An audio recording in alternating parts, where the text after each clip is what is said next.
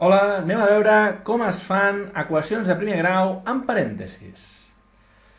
Bé, tenim aquí una equació de primer grau amb un parèntesis. Què fem? Molt bé, molt senzill.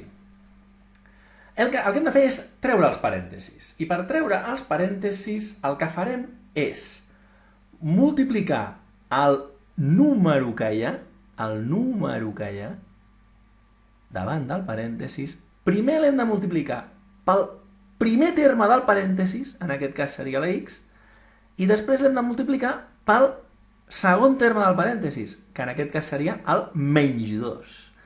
Recordem que el signe forma part del terme. I aquí farem el mateix. Aquest és el número menys 2, el multiplicarem pel primer terme del parèntesis, que és 5x, i després multiplicarem pel segon terme, que és menys 3. Així de senzill. Però quina és la complicació? La regla dels signes. La gent s'equivoca en els signes. Per tant, l'hem de fer amb molt de compte. I primer preguntar-nos quin signe hi ha. Tenim 3 per x més 3, perquè no veiem signe, per tant, si no veiem signe, assumim que hi ha un més, i x tampoc veiem signe, per tant, assumim que hi ha un més també. 3 per x. 3 vegades x. 3 vegades x és 3x. Positiu, perquè els dos eren positius. I ara hem de fer 3 per l'altre terme, que hem dit que és menys 2. 3 per menys 2. Primer, regla dels signes. Regla dels signes.